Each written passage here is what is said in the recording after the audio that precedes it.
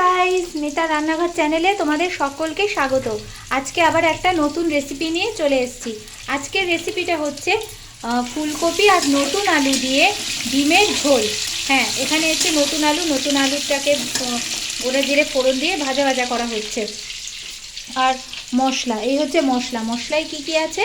মশলায় হচ্ছে টমেটো আর পেঁয়াজ পেস্ট করে দেওয়া হয়েছে, আর তার মধ্যে রসুন বেটে দেওয়া হয়েছে, আর তাতে দেওয়া হয়েছে আদা বাটা, হলুদ গুঁড়ো, জিরের গুঁড়ো, লঙ্কার গুঁড়ো, কাশ্মীরি লঙ্কার গুঁড়ো, গরম মশলা, আর নুন, আন্দাজ মতো নুন, মিষ্টি দিয়ে মিশ্রণটাকে তৈরি করে এখন আলুর সাথে মশলাটাকে দিয়ে দেওয়া হয়েছে। আলুটাকে প্রথমে গোটা জিরে দিয়ে ভেজে, প্রথমে আলুটাকে নতুন আলু আপনার তোমরা সবাই জানো, সিদ্ধ করে নেওয়া হয়েছে, সিদ্ধ করে রেখে দেওয়া হয়েছে। তারপর এখন কড়াইতে ভাজা ভাজা করা হয়েছে। যেহেতু আগে সিদ্ধ করা, সেই জন্য বেশিক্ষণ সময় লাগলো না ভাজা হতে।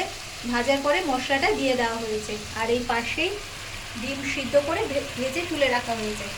আর ওখানে হচ্ছে ফুলকপি, এই যে ফুলকপিটাকে আগেই ভাপানো হয়ে গেছে, আর ডিমটাকেও আগে ভাজা হয়ে গেছে। আর এই দেখছো আলু এখন কষানো হচ্ছে।